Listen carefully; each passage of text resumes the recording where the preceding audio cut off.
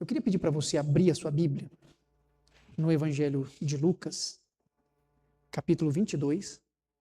Eu quero ler dois versos, o 31 e o 32. Lucas, capítulo 22, versos 31 e 32. Os dois versículos trazem uma palavra de Jesus dirigida a Pedro, trazendo a ele uma palavra em que ele é alertado e ao mesmo tempo consolado. Um alerta e um consolo. Uma palavra de Jesus falando a respeito das lutas pelas quais ele passaria, mas ao mesmo tempo uma mensagem de esperança, de que o Senhor o fortaleceria em meio às batalhas pela qual ele viesse a passar. O versículo 31 do capítulo 22 de Lucas diz assim: Simão, Simão, eis que Satanás vos reclamou para vos peneirar como trigo. Eu, porém, roguei por ti, para que a tua fé não desfaleça. Tu, pois, quando te converteres, fortalece os teus irmãos. Jesus traz essa palavra a Pedro, preparando-o para momentos difíceis pelo qual ele haveria de passar. O texto, ele está presente em um momento muito difícil na história, inclusive da encarnação de Jesus, porque são momentos que antecedem a prisão de Jesus e a partir da prisão a sentença de execução, a sua execução e morte na cruz do Calvário. Momentos antes de Jesus ser entregue nas mãos daqueles que queriam a sua prisão e a sua morte, Jesus se vira para um dos seus discípulos e diz para ele que haveriam momentos difíceis.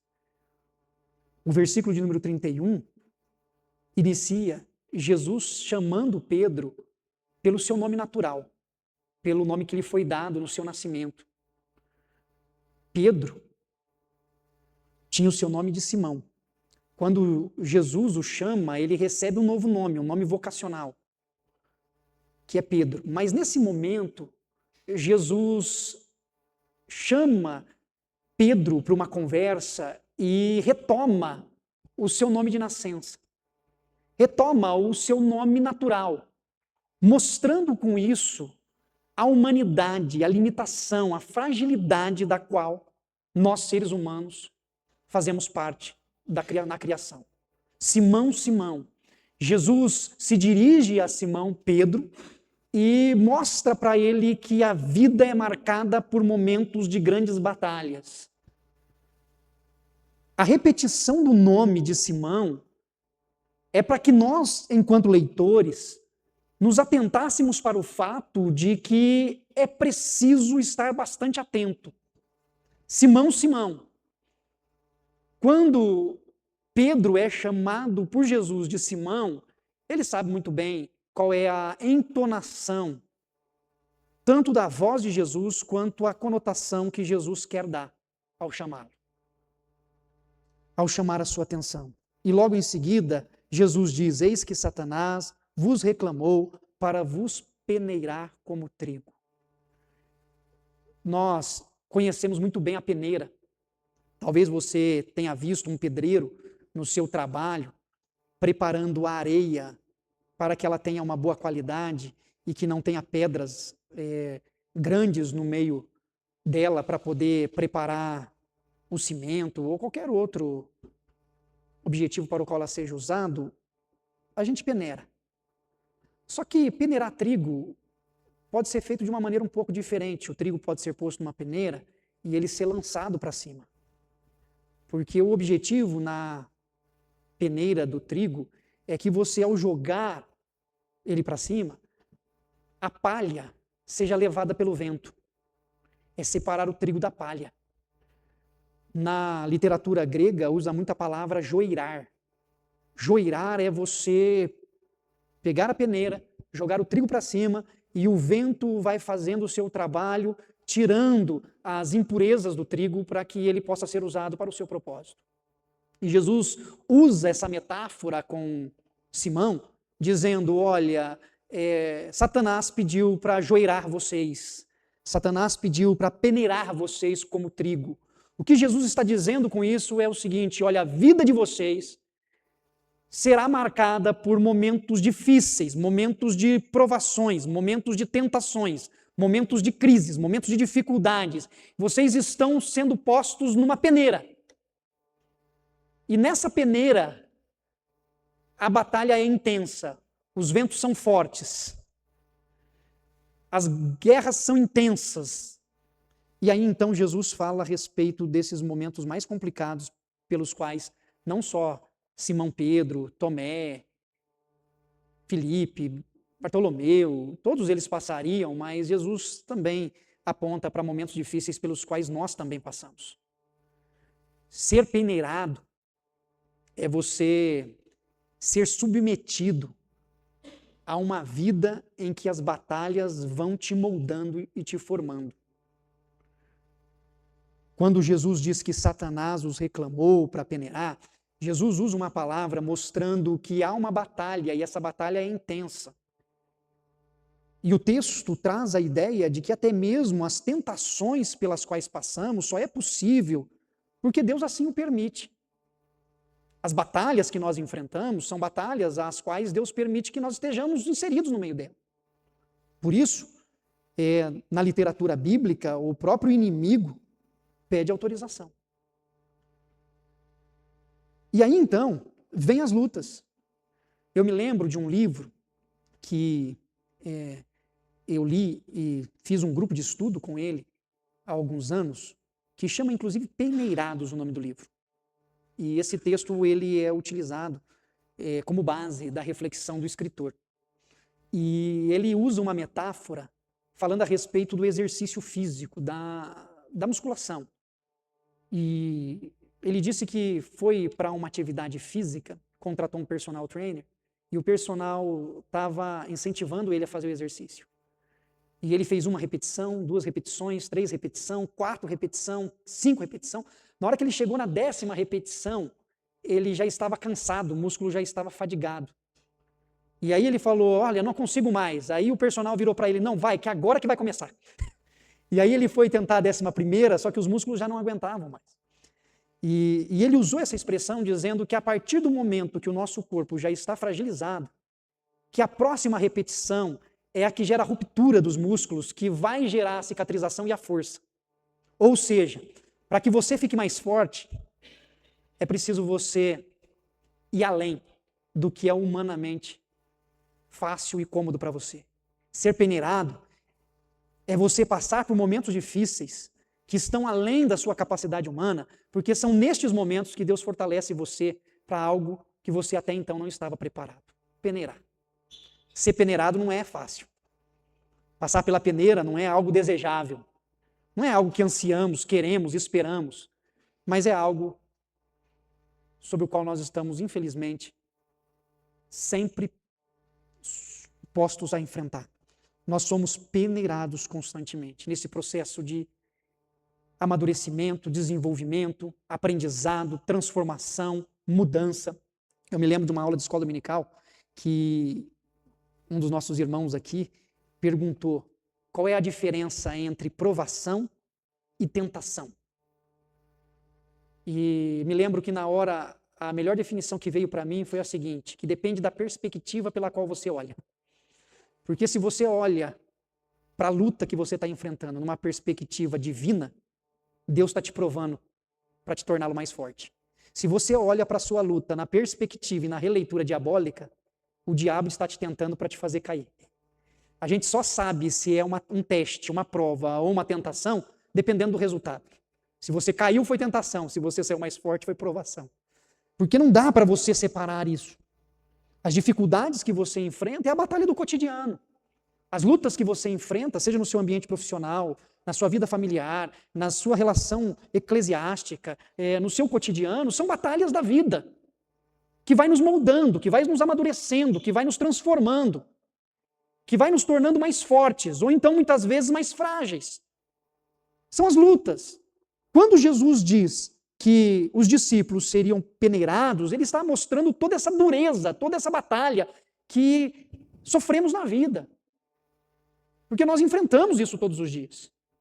Enfrentamos com a enfermidade no seio da família, enfrentamos com a crise financeira nos momentos de escassez, e enfrentamos nos momentos em que há desentendimentos e tensões nos relacionamentos familiares ou com os amigos. Estamos sempre postos à prova, estamos sempre sendo tentados e provados durante a nossa jornada. E o propósito do inimigo é fazer com que nós venhamos desfalecer, que nós venhamos desistir. E aí vem a palavra de ânimo de Jesus. Jesus dizendo assim: eu, porém, roguei por ti, para que a tua fé não desfaleça.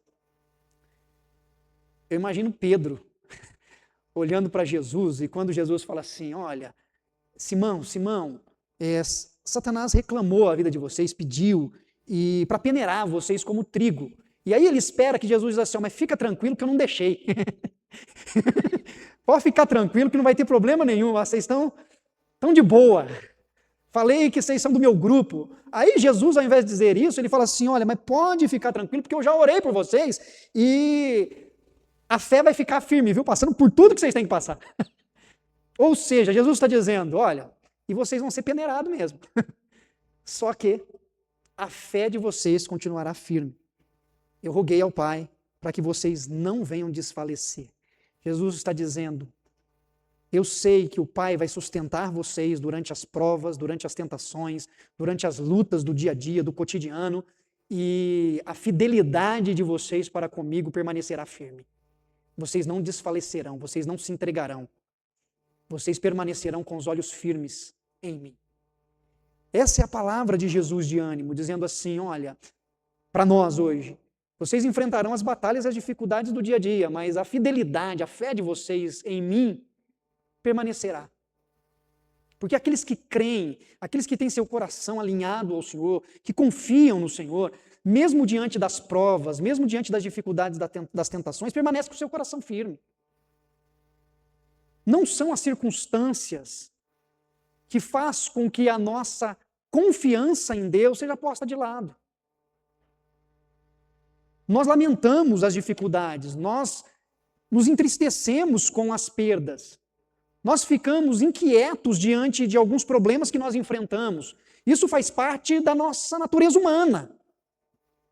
Nenhum de nós aqui nos alegramos em enfrentar problemas, em passar por tentações. Nenhum de nós ficamos contentes quando a enfermidade chega, ou quando a crise se apresenta, ou quando o relacionamento se desgasta. Nenhum de nós nos alegramos com isso. Mas a nossa confiança, a nossa fé no Senhor permanece firme apesar disso. Porque senão a nossa fé e a nossa confiança seria sujeita àquilo que nós recebemos, àquilo que nós ganhamos. Se nós ganhamos algo, está tudo bem. Se nós perdemos, a nossa motivação se vai. E a fé não é isso, a confiança em Deus não se baseia nisso, a confiança em Deus se mantém na plena certeza de que somos amados e cuidados pelo Senhor. E que até mesmo que nós venhamos a sofrer aqui, sabemos que na glória eterna nós viveremos eternamente com Ele. É esta fé que Jesus se refere. A fidelidade, a confiança, a permanecermos firmes. Porque até mesmo isso é o que nos ajuda a fortalecer aqueles que estão ao nosso lado. Quantas batalhas nós passamos? Quantas provações nós enfrentamos? Quantas lutas nós temos passado agora? Porque todos nós, no decorrer da nossa vida, vamos enfrentando batalhas diferentes. As lutas que você enfrentou na sua adolescência provavelmente é muito diferente das lutas que você enfrenta agora. As batalhas que você enfrentou na juventude talvez seja diferente das batalhas que você enfrenta na terceira idade. E as batalhas que você enfrenta na terceira idade é diferente de quem está ao seu lado que está na adolescência, na juventude. Mas a verdade é que todos nós enfrentamos essas lutas, somos peneirados o tempo inteiro. O tempo inteiro estamos sendo peneirados. Estamos sendo postos em grandes batalhas. As nossas emoções sofrem desafios. O nosso coração enfrenta as dificuldades e perdas. E não é fácil lidar com tudo isso. Não é fácil você agir de maneira correta em todas as circunstâncias. Mas o que Jesus está dizendo para Simão aqui nesse texto é que ele providenciaria o socorro necessário para que ele pudesse enfrentar todas essas coisas. Para que a fé permanecesse firme. Para que ele pudesse continuar confiante. Porque senão, a dificuldade, o problema, a perda, a dor, o sofrimento, pode fazer com que muitas pessoas desistam, desacreditem, desconfiem. Mas Jesus está dizendo que não, que Ele é presente, que essas coisas fazem parte da jornada da vida de qualquer um de nós. Independente da luta pela qual você possa estar passando hoje, eu queria que nessa noite você tivesse o coração cheio da graça de Deus, para que você pudesse confiar que Deus está com você no meio dela e que Ele não te deixa sozinho, Ele não te abandona. Talvez nós possamos querer ouvir da voz do Senhor algo diferente, possamos querer ouvir, não, pode ficar tranquilo que vai passar, amanhã acaba, amanhã tem fim, mas talvez vai durar mais um pouco. Talvez o trabalho da peneira vai prosseguir por mais alguns meses ou talvez alguns anos. Mas a palavra de Jesus para nós é que a nossa fé não vai desfalecer. E como eu vejo essa fé não desfalecendo, como eu convido você a enxergar essa fé que não desfalece, essa fé que não se esvai com o problema, que não se esvai com a crise, que não se esvai com a frustração. Essa fé que permanece, independente do que nós enfrentamos, é uma fé que de fato está firmada na pessoa e no exemplo de Jesus.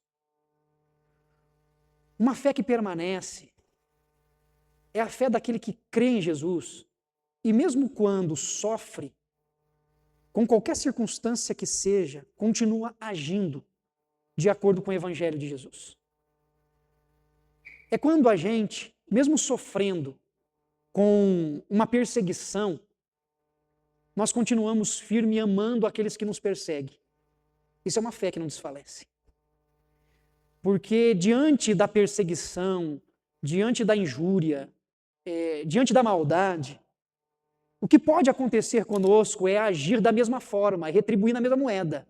É agir com a mesma maldade, é retribuir com a mesma injúria. E uma fé que não desfalece é a fé daquele que vive de acordo com o Evangelho de Jesus, mesmo diante da crise da perseguição. É você amar aqueles que te perseguem. É você amar aqueles que te odeiam. Porque diante da batalha é muito mais fácil você se entregar e seguir o mesmo caminho. É diante de um momento de injustiça você continuar vivendo de acordo com a justiça do reino. Essa é uma fé que não desfalece. Mesmo sofrendo algumas vezes com a injustiça de um mundo caído, você continuar vivendo no seu cotidiano a justiça que procede do trono da graça de Deus. É você ser justo. E é difícil para nós sermos justos quando sofremos injustiças. É difícil. Parece que se há muita mentira, talvez se utilizar da mesma mentira para um bom propósito seja justificável. Maquiavel falava isso, os fins justificam os meios. Se o propósito final é bom, não importa a maldade que se utilize para chegar a tal lugar. Mas o Evangelho do Reino não permite que nós usemos da mesma artimanha para chegar no fim e no propósito que nós queremos. Essa é uma fé que não desfalece. Porque continuar crendo na justiça diante de atos injustos é ser peneirado demais. É ser posto à prova pelo inimigo constantemente. Você agir com bondade, com a bondade do reino, diante da maldade humana, é você ter uma fé que não desfalece. Você olhar para as pessoas que estão à sua volta com amor que você vê em Cristo Jesus, é uma fé que não desfalece. E quando então Jesus diz isso para Pedro, dizendo, olha, eu roguei por ti, para que a tua fé não desfaleça, e quando você se converter, quando você entender isso, que você vai ser peneirado a sua vida toda, que você vai passar por momentos difíceis durante toda a sua jornada, mas você tem o coração ligado a mim, essa fé que não desfalece, essa fé que não se entrega, essa fidelidade que não se vende, essa confiança que não se torna ofuscada por nenhuma circunstância. Quando você viver assim, você vai conseguir fortalecer aqueles que estão ao seu lado, você vai fortalecer os seus irmãos para que eles possam prosseguir. E que nós em Cristo Jesus possamos ter essa fé que não se abala. Essa fé em Cristo que se fortalece a cada dia. Essa fé em Cristo que se fortalece em cada luta. Essa fé em Cristo que é depurada, como o ouro depurado pelo fogo para poder tirar as impurezas e ser puro. Que nós possamos, no meio dessa peneira, sermos depurados, não como o ouro em si, que tem um valor monetário, mas que nós possamos ser purificados ao ponto de vivermos como Jesus Cristo, nosso Senhor, nos ensinou a viver. Porque a nossa fé não pode desfalecer diante das circunstâncias deste mundo e diante da maldade humana. Por mais que o inimigo tente contra nós, lembre-se, o teu Senhor já orou por você. Lembra da oração dele no Getsêmani? Pai, não peço só por estes, mas também por aqueles que ainda hão de crer em mim. Que o Senhor fortaleça o teu coração, que o Senhor fortaleça a tua vida. Eu queria ter um tempo de oração com vocês aqui nessa noite, antes de impetrarmos a bênção apostólica. E eu queria que nós tivéssemos um tempo de oração colocando diante de Deus as batalhas pelas quais temos passado. Talvez a sua luta possa ser num campo totalmente diferente do meu. Cada um de nós enfrentamos batalhas, situações que mexem conosco, situações que tentam mudar a gente, que tentam nos tornar cínicos, indiferentes, aproveitadores, exploradores, que tentam nos tornar pessoas ressentidas, amarguradas.